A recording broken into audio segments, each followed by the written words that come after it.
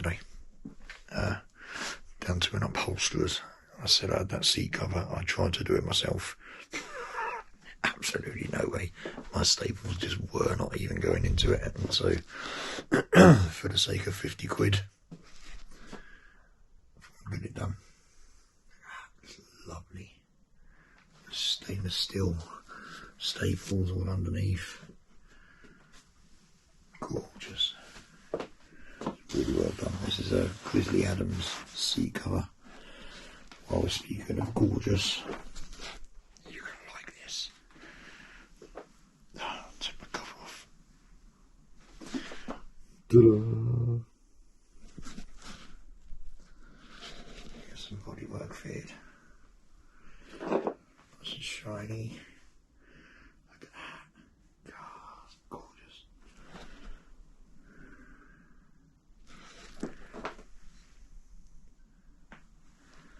So bodywork is actually on.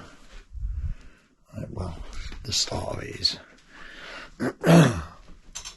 Obviously, still got other bits to put on yet. It's currently 3:05 in the morning. My night shift body doesn't like sleeping at night, funnily enough. So weekends I'm normally up after about 4 or 5 hours sleep. So get out here. So we've got new spark plugs in. Not that you can see, but there's new spark plugs in. What else? Oh, yeah, I don't know if I filmed this. I cheated with the polishing. This is from a company on eBay called CCDF. I don't know if you can see it. It's got a top yoke cover. It's got little cutouts on it. So what I did is I just got some blue vinyl decals, just like the vinyl car wrap stuff. There's a dash, and I just put that on there, and then put the cover on. And then once you tighten your risers down, it just holds it all in place. Same covers on the top of the forks, so everything on there is super shiny. I've got that fairly, oh excuse me, I've got that fairly polished up now, so that's not too bad. Still not as nice as I'd like it, but I think come next winter I'm going to move all the alley, and I'm going to look at getting all chrome plated, because it's just not as shiny as I want. So I'm going to take some time in a minute, clean all the frame down, so because it's all pretty dusty. Look, it will clean up nicely. There's just sometimes I forget to cover it up when I'm doing polishing and stuff, so it just goes everywhere. Same as on the engine. I need to get see that, lovely, and that side is just crap. So I need to get some cloths and stuff and just give all the engine a wipe over. Obviously being 3 o'clock in the morning, I can't run the engine, but later on I've my little fuel tank rigged up. So later on today I will run the engine. Plug number 2, when I first restored this and got it on the road for me and the missus to go to a bike rally and get some miles on it, plug number 2 wasn't even tight. I don't know how loose it was. I don't know whether it was properly tightened up or sealed, but that can't have been helping the running. But it was running sweet, so I don't get it. So yeah, I'm going to run that up. I've got plenty of time to kill, so I'm going to change the clutch hose, probably bleed the front brake, finish bolting headlight in, clean the frame. I've got some inserts that go on the frame, again from CCDF, they go on there as well. It just adds a little bit of bling. We like bling, don't we? So that's where we are at the moment. Once the fluids are done, I can get a front mudguard on, because then everything is safe. That little missing speedo bracket I lost, speedo cable bracket I lost, I didn't lose it. I put it in a safe place, which is my little box of parts down there, so it is safe. But yeah, hopefully today, or by the end of today, we've got grandkids, so I can't stay out here all day. So by the time everyone's awake, I'm hoping to have the brake and the clutch done, frame all cleaned, and the fuel system rigged up, because that pipe is a little bit too small of a diameter to go into the actual inlet pipe. But I've had it rain before and I can't remember how I did it, because I used that when I balanced the carbs, and the carbs don't need balancing because I haven't taken anything apart on the carbs. All I did was loosen off the choke plunger, so in theory nothing has touched on them. That's all still moving okay. Yeah, in theory nothing's moved on them, so I won't have to rebalance them. It should just start up and be nice and sweet. So yeah, that's a little bit to be getting on with.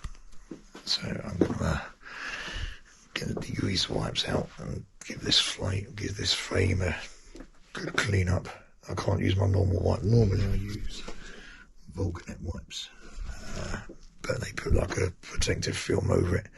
And if I've got to put this frame bits on, I can't have any protective film because it's not going to stick, because it's got to be 3M tape. So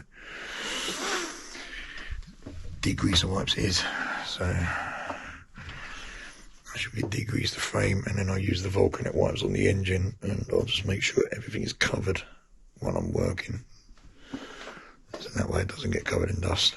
Right, I'm going to get off because I've got jobs to do, things to do. Till the next time. Right, not a brilliant weekend. Got the headlight all back together, the clutch hose on, runs all the way down, blah blah blah blah blah, all the way to the slave. Let's darken it. What else did I do? A few little bits of cleaned all the engine up. Went to start it, and it's running on 2 and pouring out of the overflow. So chances are I've disturbed something when I've done those choke sliders. So I've got to take the carbs off. I hate taking these carbs off. It's such a pain with that airbox on there. But it is what it is. It's all got to come apart. Got my little fuel tank rigged up, so take them apart, make sure the sliders are okay, make sure the floats are working properly, and just give it a blast out with some compressed air. I've still got a load of a little bit of carb cleaner, probably enough just to keep it going. I hate carburetors. I must have dislodged something. Must have been a little bit of crap in there, and when I've done those sliders it just dislodged it. It might be blocking a jet, something like that, so I need to whip them off, clean it all out, and get on with it. So they're off. Let's have a look. Petrol all over the floor. Let's have a look and see what the floats are like. Luckily I've had these apart, so what's that? That's 1 and 2, isn't it? And these are the ones that were a little bit problematic, so it makes sense to get this one off first to see what's happening. There is petrol all over the floor now, so I'm not expecting much to be in the float bowls, but at least it'll give me an idea if any of this is sticking.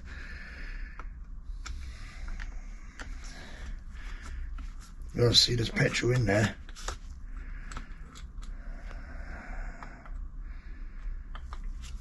because a load of it has just come out. It might not have been running on 2, but it definitely weren't running on 4. I can tell you that much now. So that's 1 out. Oh yeah, floats nice and clear.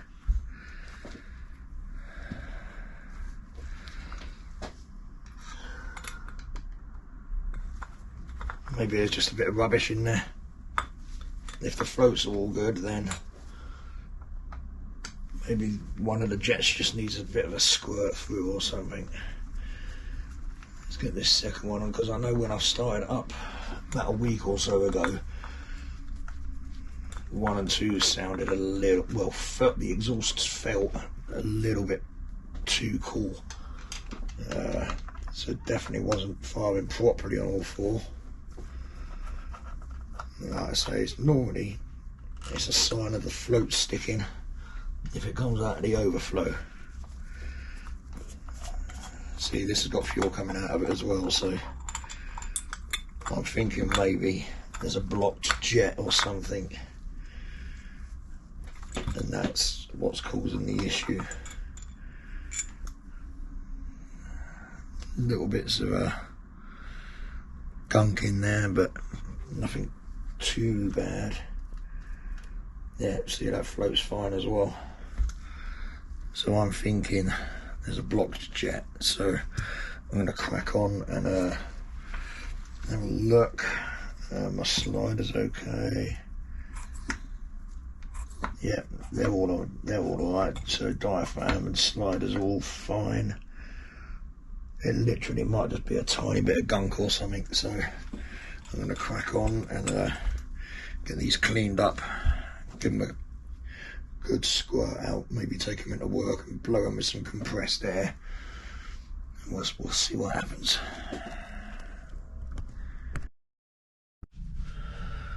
So I figured I'd go the whole hog with this carb issue. There's obviously something sticking. I don't think that where the only one of them choke mechanisms is still seized, that it's helping matters. So I've got one thing for it, and I'm going to have to split the carbs. I've got all the screws undone. I had to drill the head off one of them, which out of all them screws isn't that bad, to be honest. See there, so I can get that out afterwards, hopefully. Now that the tension's off, it should be okay. So I'm going to label these carbs up and then split them, leave the choke mechanism out so I can take them to work and blast them through with an airline. Hopefully then that means the starter system will be okay. When I've done these in here, maybe I've just dislodged some crap, because it comes out the bottom of the float board. It goes through there and there's a jet that comes out in the float, so maybe I've dislodged something, who knows. But the only thing I can do is split them enough to get those choke plungers out. That's all I can do. So that's my next job. Success. We have 4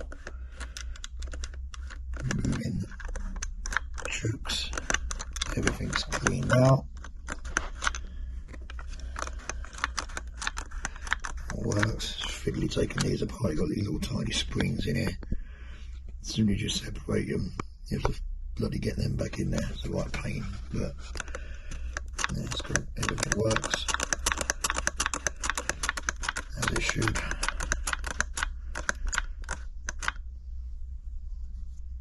Job done. And now I've got a fun job of putting it back on and making sure nothing leaks. So we shall give that a go, shall we? Right, back at it again. So brake and clutch are all bled. Nice brake level there now. Carbs is still fighting me. It's such a pain.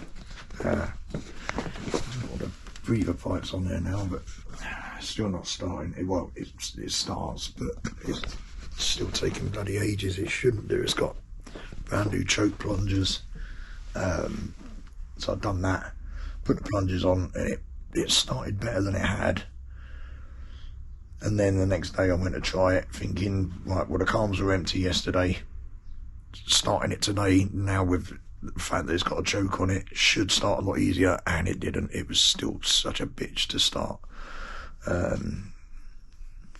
So I've been looking at causes. A few people suggested that maybe float heights.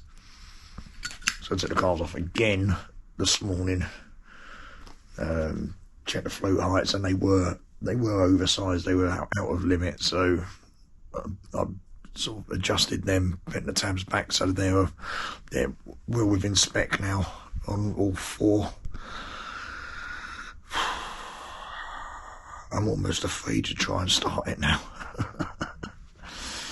It's just the only thing I haven't done yet is the valve clearances, because it's such a pain to do. But I know that's got to be my next step, really. I am going to try this again in a minute. But I think I've waffled on enough for this episode, so I'm going to wrap this up now and see what the next episode brings. It's an old carburetted bike. It's such an old system that should be, in theory, so easy to work with. And it's just bloody not. And it's cold in here. It's really cold. But, what's that? I ain't got my glasses on. It's about 2 degrees in the garage. So, yeah, I will attempt it in a minute, but if it doesn't start, I know I've got to pull the cam cover off, which means dropping the oil cooler forward, remove the air ducts. It's probably going to be easier for space if I... No, that should be alright. I've just got to pull everything out of the way. But yeah, the air ducts have got to come off because they're in the way. Spark plugs out. Cam cover off. It's about 50 quid just for the new bloody washers on there. I have got a brand new, I ordered this in anticipation months ago. I do have a brand new, genuine cam cover gasket. Which is apparently a bit of a pain in the arse to fit. But I know I've got one ready to go. I've done a little drawing so I can write down all the measurements, bought some feeler gauges this morning. But for now, I think I'll wrap this episode up. It's so close to being right though. It's just frustrating now. I don't want to put the tank on until I know it's running absolutely spot on. Having that custom paint is just asking to be accidentally scratched, and the more times I put it on and off, the more chance I've got of putting some damage on it, and I don't want to do that. So I've got my little makeshift bottle there, all fresh fuel. So I'm going to go because I'm just fucking waffling on now. Alright.